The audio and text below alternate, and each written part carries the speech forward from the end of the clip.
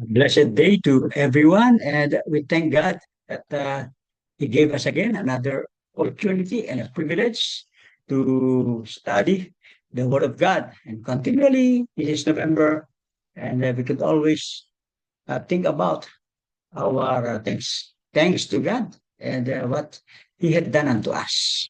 So, as we start the message today, allow me to read the verse, First Thessalonians chapter 5, verse 18. At ito po sinabi niya, in everything, give thanks, for this is the will of God in Christ Jesus concerning you.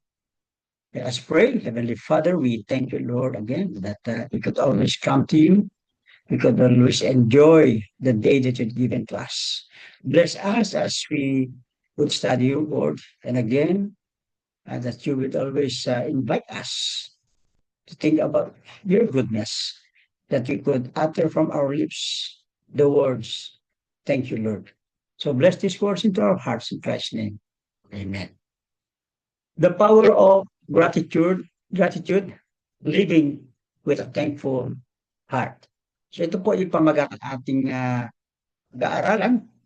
And of course, sa ating pagpapasalamat, we could see some things in life that we had never known before.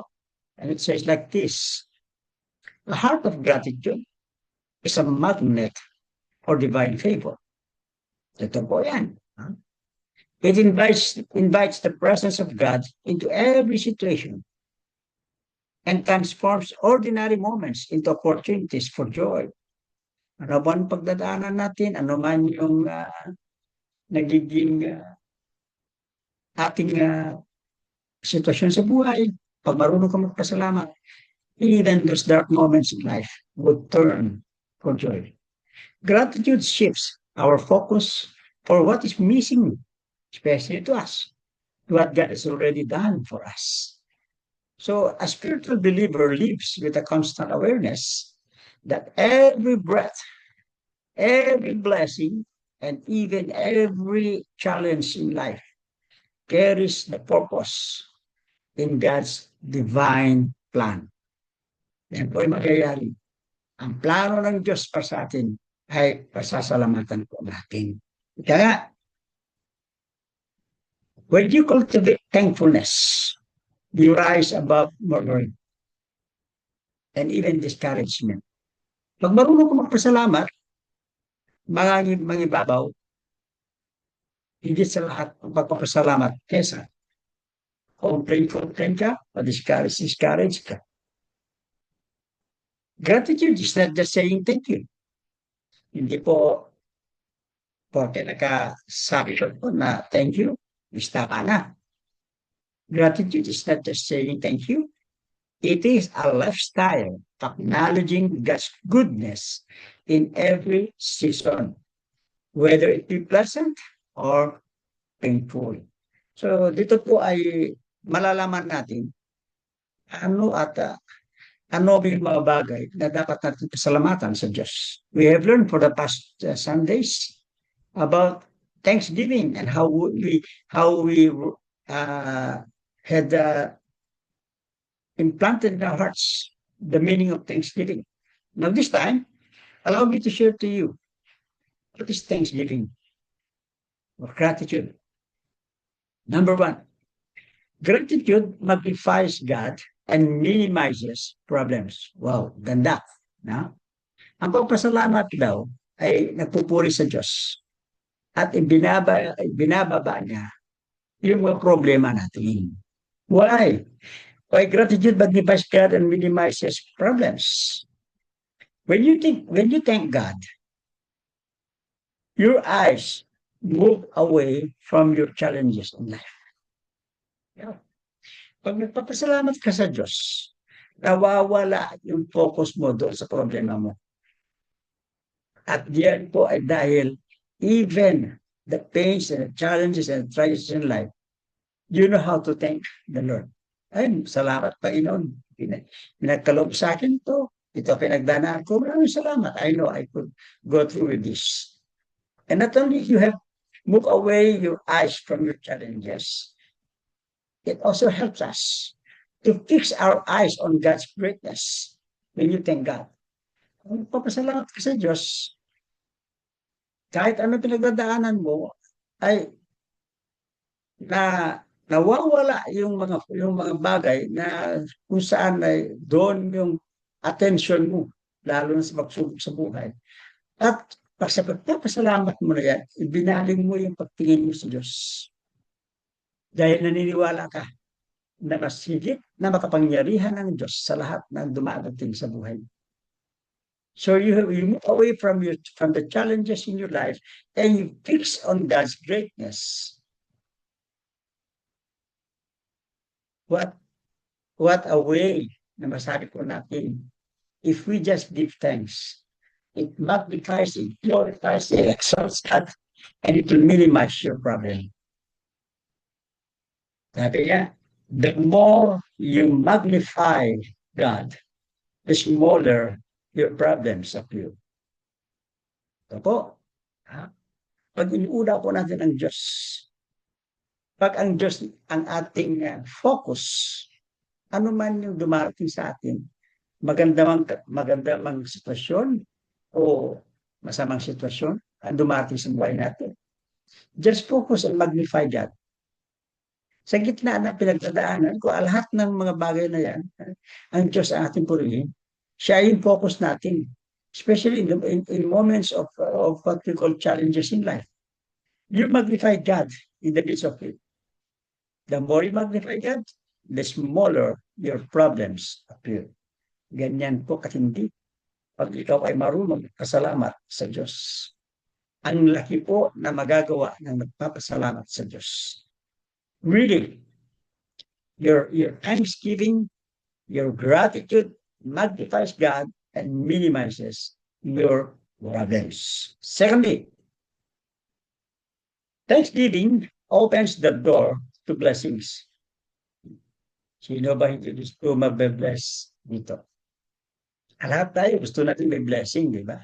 Lalo na ngayon, malapit na December. We always wanted to have blessings in life. Paano natin ma-accumulate? Paano natin matatanggap? Paano natin tayo magkakaroon ng blessings in life? Very simple. Thanksgiving. Because your gratitude, your thanksgiving will open the door of blessings to you. Ganda. No? Kung marunong ka magpasalamat, sigurado, may darating na biyaya sa'yo. Isang tao nga, binigyan ka, hindi ka nagpasalamat, do you think, bibigyan ka niya ulit? Hindi na. Sabihin sa'yo, hindi ko na bibigyan yun. Hindi man lang siya marunong magpasalamat. No? Ginagawa pa niya, hindi siya kontento sa pinadala ko. O kaya siguro sabihin sa'yo, sasabihin pa, ano ba naman yung pinadala niya? So, hindi ka marunong magpasalamat. You don't know how to appreciate. You don't know how to acknowledge the things others have given to you. Or not only the things that they have given to you, or perhaps ways that they've done unto you. You don't know how to thank them. And don't you know that kung alam mo lang kung paano ang magpasalamat, thanksgiving opens the door to blessings in you. Ika nga, it unlocks greater miracles. Pasalamat ka lang sa Diyos, no? Because gratitude is the key. No? Gratitude is the key that unlocks greater miracles. No? Ang tao daw na marunong pasalamat, mas maraming darating na mablessings sa kanya. Those who thank God, yung mga nagpapasalamat sa Diyos, for what they have, and will always receive more. Yung mga kahit konting bagay, maliit na bagay, ano man dyan, no? O hindi man mga bagay, may nagawa ang Diyos sa iyo ng mga bagay, no? Marunong kang magpasalamat. Even in the midst of what we call yung pagsubok sa buhay, marunong magpasalamat. Sa likod niyan, may biyayang nag-aantay para sa iyo. Because thanksgiving opens the door to blessings, it unlocks greater miracles. This is the key. No? Yan po yung susi ng mga pagpapala ng Diyos sa atin. Marunong ka lang. Yung mga tao na marunong pasalamat sa Diyos, patuloy ang kanilang patanggap ng biyaya ng Diyos. And even more, that is how Thanksgiving will do unto us. Si Jesus Christ nga, He gave thanks before multiplying the loaves. Ilang loaves lang yun, ano? Pero before niya yun na binigay sa mga tao, nagpasalamat muna siya. And you know the result? Sumobra pa yung loaves of bread. So, gratitude precedes increase. Hindi natin ayun, may measure, no? Kung paano ang Diyos magbigay. We can never expect na kung minsan, ang grabe ang bigay ng Diyos sa atin. Ang biyaya na naresito niyo. Because you know, in your heart, you know how to thank God. Hindi mo man alam yung mga bagay nito. Pero sa pamamagitan na ipatuloy ng pagpapasalamat sa Diyos, binuksan ng Diyos ang biyaya para sa iyo. Not only binuksan ng Diyos, not only Thanksgiving opens the door to blessings, it precedes greater increase in your life. Because it unlocks greater miracles for you. That is how Thanksgiving will do unto us. Huwag po ating kalimutan magpasalamat. If you want to receive some greater miracles from God, if you want that the blessings will be greater, will have a greater increase in you, don't forget and don't stop to say, thank you, Lord. In smaller, in bigger, or whatsoever, just try to say, thank you, Lord. And miracles will you receive. And increase of your blessings will come upon you. So Thanksgiving opens the door to blessings. Ito po yung kadahilanan na dapat po tayo magpasalamat. Bakit? A complaining spirit and just of anointing, but gratitude attracts grace. Ano po ibig sabihin nito? A complaining spirit quenches the anointing, but gratitude attracts grace. Ibig ko sabihin, when the complaining spirit quenches the anointing, meaning to say, yung pagko-complain mo, hindi yan what we call, to cool down. Person who's been anointed by God can never pick out or to cool, because your gratitude is more than a thing that you have done, because it attracts the grace of God.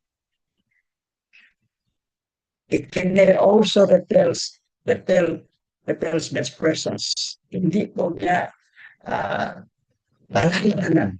It could never fight back.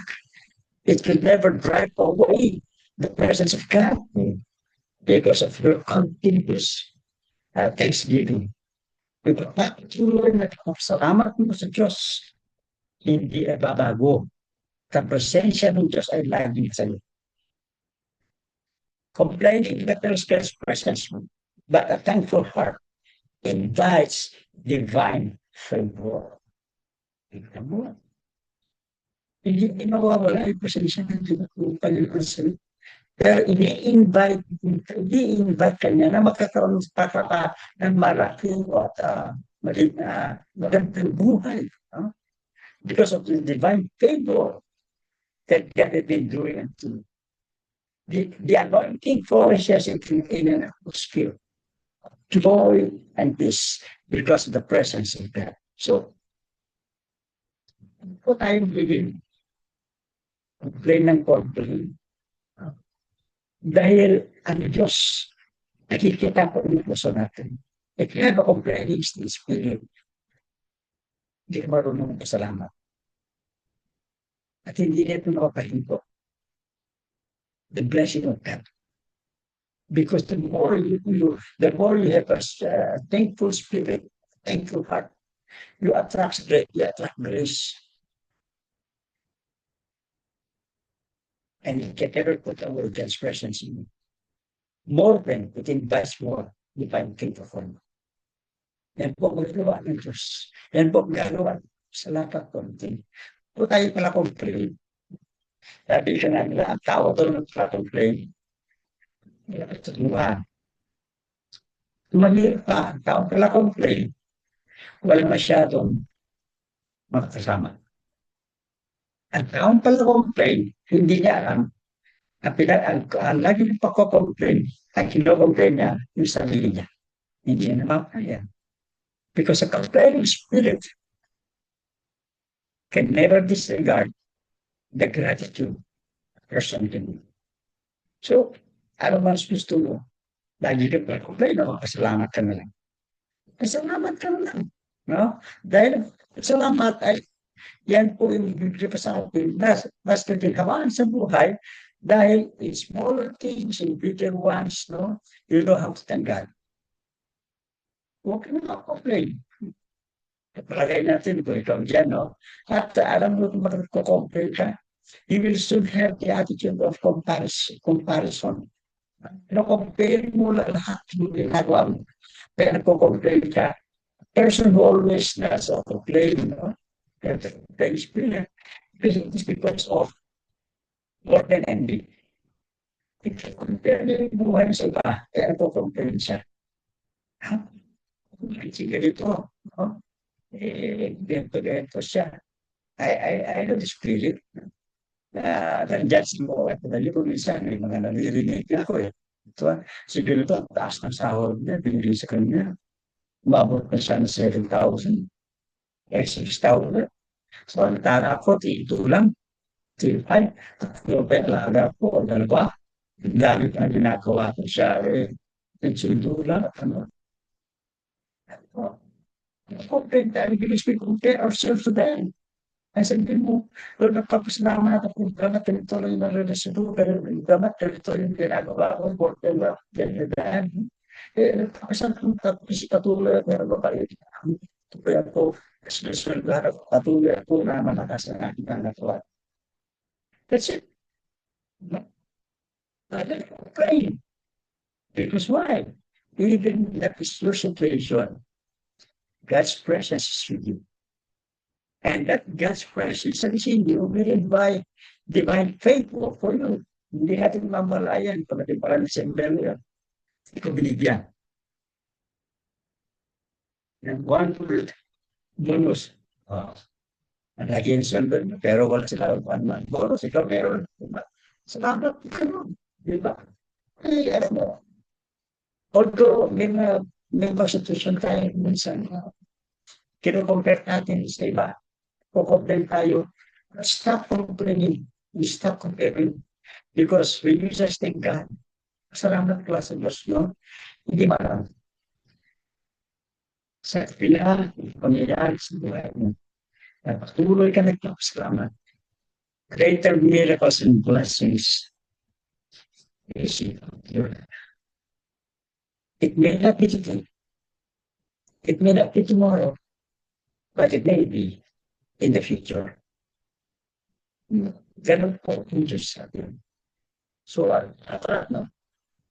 From thankfulness, ang totoo papasalamat flows from trust in God's wisdom, not from comfort. Ang tunay na pagpapasalamat ay nanggagaling sa pagtitiwala sa kabutihan, kapangyarihan at kapangyarihan ng Diyos. Hindi sa mga bagay na nagko-comfort sa atin. So, ibig sabihin, real gratitude is not dependent on circumstances, but on confidence in God's faithfulness. Hindi po depende ito sa circumstansya. Ibig sabihin, there are times na, okay, dahil sa buhay mo, may circumstansya na hindi mo expect na hindi mo sa iyo. Hindi ka marunong mo sa iyo. Dahil walang comfort. O kaya, ano lang yung tanggap ko ng blessing, maliit lang. Kaya salamat sa Diyos. Dahil nag-bless ka sa circumstances nila. Yung sitwasyon mo sa buhay, di ba tama? Di ba aral po tayo sa kapangyarihan ng Diyos? Sa katalinuhan ng Diyos. Dahil alam ng Diyos kung kailan talagang pangangailangan. God will never give you everything right now when He or He knows that He will just squander all those blessings. Hindi, ibigay ng Diyos sa yan. Yung gusto mo na susumpar ka sa iyo dahil ganito yung circumstances ng mga ating sa iyo. Alam ng Diyos, ililit yung para sa iyo. Alam ng Diyos kung ano yung dapat para sa iyo. Hindi yung nakakaroon sila lahat na yan. Dahil sa circumstances na yan, nagdadaanan mo, kaya yun ang gusto mong nangyari. No. First, you trust in God's wisdom. And not from your comfort. Gusto tayo na kasi kung isa gusto natin yung may mga bagay na tanggap natin o kailangan nakakabor sa atin, no? Gusto natin comfort tayo. And pasalamat tayo kung napo-comfort tayo. No? But real thankfulness, real gratitude is not dependent on circumstances. It depends on your confidence on God's faithfulness. So, sabi mo, ang bait ng Diyos. Ang galing ng Diyos. Kung kailan walang-wala ko, alam niya. Alam. Maraming salamat sa Diyos. Isipin mo, Lord, very timely, dito natin para sa akin. Ang bait mo, O Diyos, ang galing mo talaga, Panginoon. Kasi akin na mo, kung kailan, aking pangangailangan. It is with the circumstances. It is your confidence on God's faithfulness. Very faithful ang Diyos sa atin. Diba lang? Kasi alam niya, bilang natatay ang Diyos every day, lahat ng dalaw natin, lahat ng iniisip natin, alam ng Diyos. At alam niya kung kailan at paano bibigyan sila. Just put your trust of God's wisdom. Not from the comfort you receive. Wala natin ng Diyos. Sabi ko, bigyan na ako ngayon. Kailangan ko na Lord para ano na ito. We just ask to God. Depending on the faithfulness of that thing, not arising from the comfort you're seeing. Tipon mo, si Diyos alam na yung pangailangan natin. Kung tayo mapagpasalam, ito yung tunay na pagsalamat. Yung nagpapasalamat ka na kung kanina yung kaya sa God, bigyan ka na salamat ka. Pero kung times na hindi maganda yung kaya sa God, hindi ka na salamat. Akala mo, pinabayaan ka ng Diyos, hindi ka mahal ng Diyos. God is faithful unto us. Even when we're all struck, son, and a believer, a person with Christ, would always have thankful heart. Everything. Kahit tayo, bilang isang mananampalataya, bilang isang anak ng Diyos, we should have a thankful heart that declares it is well, for God is in control. Ang bilang Diyos. Ano po sana i-declare natin na napakabuti ng Diyos. It is well for me, for I know, despite of the circumstances that comes along my path, I still have the confidence on God's faithfulness. So I declare it is well, for God is in control of everything. The faithfulness flows and trust in God's wisdom, not from control. Yan po, no? So mga bagay na dapat natin malaman sa buhay natin ay ang magpapasalamat na puso. With this, gratitude is the language of nananampalataya ka sa Panginoon. Ang lagi mo $5, ang lagi mo sasabihin, maraming salamat to Diyos. Gratitude is the language of faith. When you just to give thanks in every situation, you make room for God to work wonders beyond your imagination. Kagawa natin yun, ang mga bagay na hindi mo alam mangyayari sa buhay. Because a thankful heart turns trials into testimonies and delays into divine setups. Sa mga thankful, kahit na delay, no? Ang tagal naman, kailan kaya mangyayari, ang tagal man, no? Sa Diyos. May mga proseso ang Diyos, bakit dinidelay niya? May talo ang Diyos, nag-iinapagbabaw sa iyo, bago nagbilay ng lahat. No? And your trials will turn into testimonies. Wala ko nagandaan niya sa akin mo. Pero hindi ko inakala. God is so good unto you. Ganda, di ba? So this is it. And this is my challenge to you. Live each day with a grateful spirit, and you will never know reasons to rejoice. Araw-araw ay pamuhay mo. Kaya salamat sa Diyos. At hindi mo ito magbibigyan ng rason na hindi ka magiging masaya sa buhay mo. Live stay with a grateful spirit, and you will never lack reasons to rejoice. Ito po ay ating siya po unahin natin. So I want to add something with this. When you live stay with a grateful spirit, and you will never lack reasons to rejoice, I want you to make this as your prayer. And you say, my prayer.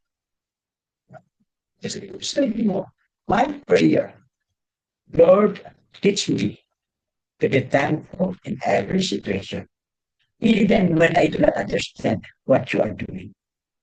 Say, Diyos.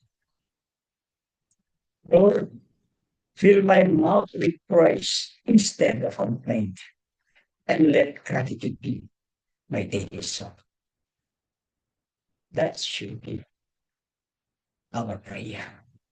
Again, when you have understood each Thanksgiving and in our life, you always say, Lord, thank you so much. Thank you so much, Lord, that you have done everything for me. Alam ko, na ikaw lang ang ating focus dahil nagpapasalamat ako kung bakit ako naging ganito. Ikaw, kumuha para sa akin. Maraming salamat, Diyos. We bow our heads and us praying, Heavenly Father, we thank you. For the day of that, thank you, Lord, for what you have done to us, and for what you will be doing for the rest of our lives. We really will thank you, Lord, for the moment that you have given us to be thankful and not to complain. And so, Lord, bless us today, even for the rest of days to come. In Christ's most precious name, we ask and pray. Amen. Gandang araw, it's about sa and God bless us.